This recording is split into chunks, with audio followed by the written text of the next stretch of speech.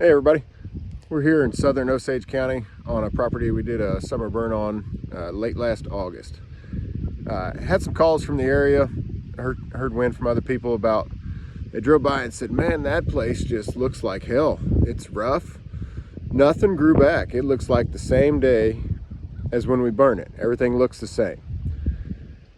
And it occurred to me that they're judging the success of this practice of a summer burn on this property by comparing it to what other rangelands look like this time in the season. So they expect a lot of dormant grass, winter grazing for all your cattle guys.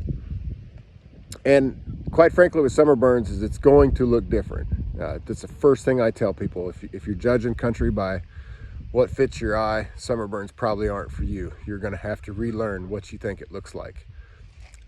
So when I look at this burn, you can see here behind me on the ground, not much has regrown. It's been extremely dry. I think we got one rainfall event that was a little over 2 inches that kept things going last fall, but other than that, we've had a 1/4 inch sprinkled here or there since about last June.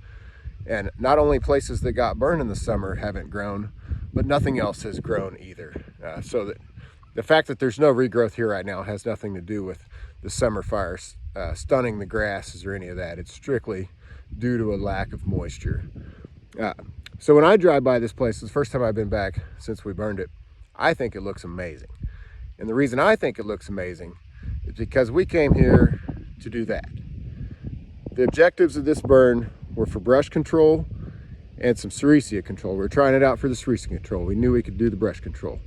Our fuel load was about 4 years since the last fire, so we had a really good fuel load, and we didn't want to waste that. We wanted to achieve our brush management, so we waited for hot and dry conditions on purpose.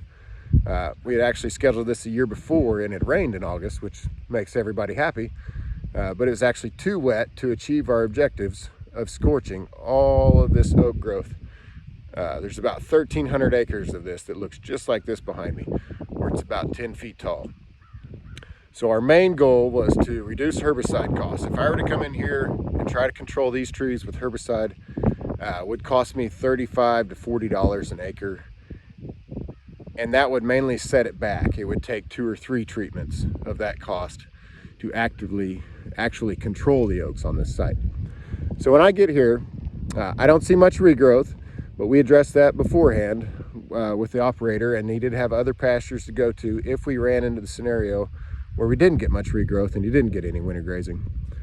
So the cows have been moved off site. They're off on another pasture now. Just drought management. You always need a little more grass than you have animals in case you run into a drought.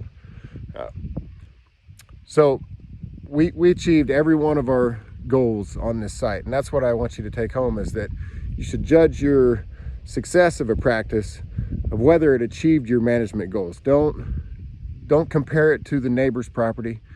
Don't compare it to other things you've done. Just make sure that what you're doing does meet your management goals, and don't worry about what the neighbors say. They're always going to have something to say, but it's your money that you're saving by not spraying all this stuff and controlling it with a natural process like fire instead. So the real tipping point on this property would be it's going to come back pretty forby this summer. That's just it's another part of summer fires look different. It's going to come back pretty weedy, pretty forby. Wildlife are going to love it. There will be just as much grazing opportunity here as there is in any kind of spring burn fire system. So even though it looks different, you know, the forbs, they're going to get up 5-6 feet tall, chest height. There's still going to be plenty of grass in it. We did not kill any grass by burning in the summer. So you can keep right on with your grazing in the growing season, just like you normally would. But the real change is going to be the second time this would be set on fire. So we'll go 2 full growing seasons and then plan on setting it on fire again. That's when you'll really see the effects. All this stuff won't be here. There'll still be a lot of sticks, but there won't be the leaf area on these trees that there was to catch our heat and hold it down. So now we'll scorch even higher on the remaining oaks that are here. So we'll get additional brush control, plus we'll maintain these open areas at a fraction of the cost of what we could do it with herbicide with. And we'll encourage biodiversity which is going to be better for all the wildlife and the ecosystem in general. And I want to make sure and drive this point home.